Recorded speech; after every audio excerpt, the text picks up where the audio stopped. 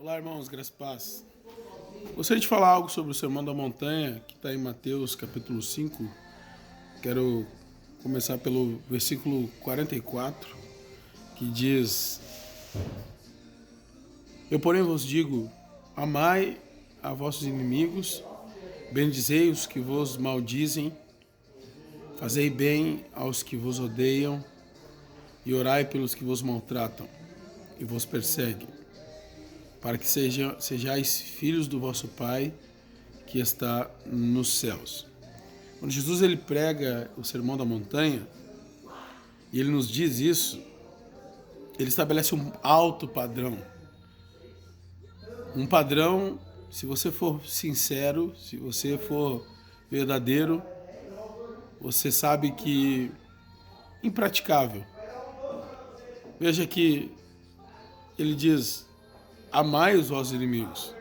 Amar os inimigos é muito difícil. Amar os amigos é difícil. Amar a família é difícil. Amar os irmãos da igreja é difícil. Mas amar os inimigos se torna impossível ao homem natural. Ele também disse: bendizei os que vos maldizem. E aí agora eu quero te falar que até mesmo aqueles que conhecem a Jesus, que andam com Jesus, eles têm uma dificuldade muito grande de falar bem de quem fala mal. Quando você escuta, por exemplo, que alguém está falando mal sobre você, você pensa: essa pessoa é carnal, essa pessoa está endemoniada, essa pessoa não é coerente, olha para ela, olha o fruto dela. E você acaba, muitas vezes, nós fazemos isso, falamos mal de quem fala mal de nós. Até como uma maneira de se autoproteger. Mas aqui o texto está dizendo: bendizei os que vos maldizem. Provavelmente isso acontece na ausência deles. Fazei bem aos que vos odeiam, fazer bem. Bom, o que eu quero mostrar aqui no Sermão da Montanha de Mateus 5,44 é que Jesus estabelece um alto padrão. Também nós vemos ali em Mateus, no capítulo 5, versículo, aqui em Mateus, no mesmo texto, só no versículo 29, diz assim: portanto, se o teu olho direito te escandalizar, arranca-o. Aí diz: tira-o para longe de ti. Pois te é melhor que se peca um dos teus membros do que seja todo teu corpo lançado no inferno. Ao versículo 30 diz: e se a tua mão direita te escandalizar, corta. Veja que eu nunca consegui colocar em prática este texto, porque a minha mão direita está aqui ainda, e a esquerda também. Significa que elas não me escandalizaram? Não, significa que o padrão estabelecido por Jesus aqui em Mateus 5 é um padrão alto, é um padrão impraticável. Jesus, o que ele estava fazendo nesse texto aqui no Sermão da Montanha? Ele estava levando a lei de Deus, a lei até então, os mandamentos do Senhor, ele está agora levando ao padrão original. Porque os fariseus daquela época, os líderes daquela época, os líderes religiosos, eles haviam colocado a lei de Deus em um nível no qual era humanamente possível se colocar em prática. Mas o coração deles estava muito longe. Aí Jesus eleva o padrão e coloca essa lei de Deus no padrão original. Os fariseus, eles, por exemplo, achavam que se você cometesse adultério, se o adultério não fosse cometido fisicamente, não havia pecado. Jesus, o que ele disse? Ele é muito firme e ele diz que agora, porém, se você olhar para a mulher do seu próximo com uma intenção impura no seu coração, você já cometeu adultério com ela.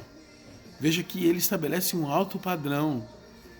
Os fariseus, eles se gabavam de cumprir a lei. E Jesus demonstra a eles que realmente eles não poderiam ser salvos pela lei e nem justificados.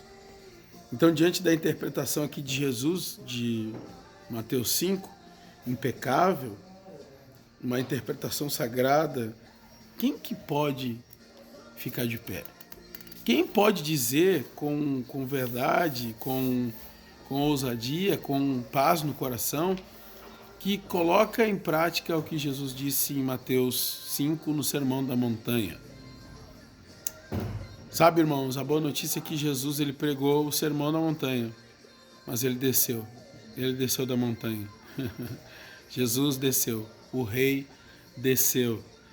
Se Jesus tivesse ficado lá em cima, nós estaríamos perdidos. Assim também, se Jesus tivesse ficado lá em cima, se ele tivesse ficado no céu, se ele não tivesse descido até nós, nós estaríamos com grandes problemas, não seríamos salvos. O Rei dos Reis desceu, ele desceu na terra, ele desceu da montanha, e mesmo sabendo que nós, como homens, estávamos sofrendo e chorando e morrendo, ele veio na nossa direção porque nos amou primeiro. O mais lindo é o que acontece quando Jesus sai da montanha. E parece que tem um significado muito profundo com o que acontece com a nossa vida. Jesus sabia disso. E a Bíblia toda ela é perfeita. Ele, ao descer no pé da montanha, nos versículos seguintes, se eu folhear aqui a minha Bíblia, depois de ter pregado e estabelecido a lei a um lugar impraticável pelos homens.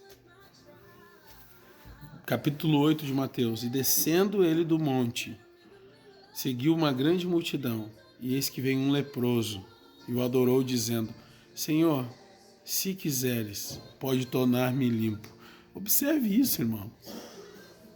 Jesus agora vai tocar um leproso, e eu não sei se você sabe, mas a imagem aqui representada por esse leproso é a nossa imagem antes de sermos purificados pelo sangue de Jesus.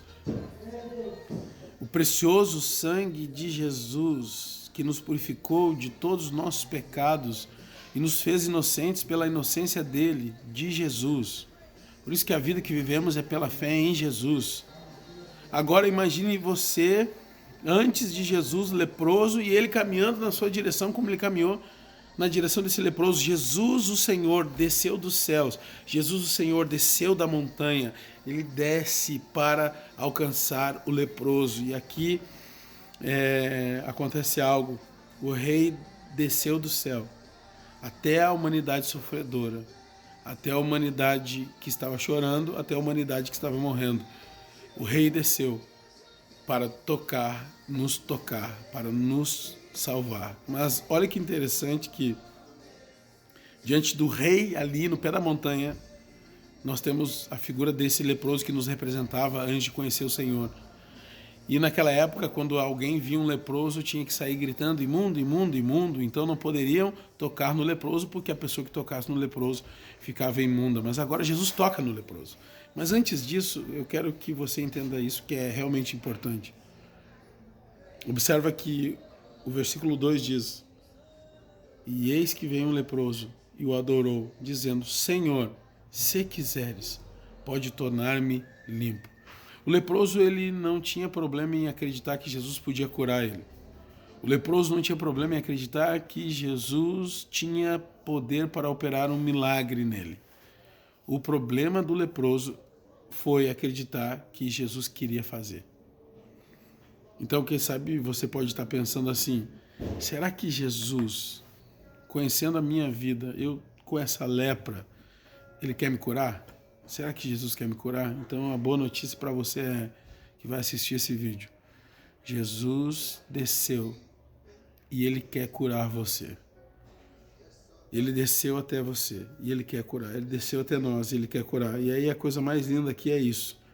É que debaixo da graça do Senhor, a graça, a justiça, a bondade de Deus, ela que é contagiosa, ela que nos purifica de todo mal, de todo pecado. Então, quero te dizer que você nunca conseguirá colocar em prática o sermão da montanha. Jesus o colocou no padrão original de Deus, impraticável. Por esse motivo, nós precisamos de Jesus. E a vida que vivemos agora é pela fé em Jesus, aquele que praticou todo o sermão da montanha, aquele que falava do seu próprio caráter, da sua própria santidade ali. Ele sim, ele pode nos salvar. Somente Jesus pode nos salvar. Só podemos alcançar a salvação por intermédio de Jesus. E mais do que isso, só podemos desfrutar do favor de Deus por Jesus. Jesus é aquele que é o rei que desceu a montanha, o rei que desceu do céu para alcançar todos nós. Independente de qualquer situação, Jesus desceu e Ele quer curar você. Ok? Grande abraço. Deus abençoe.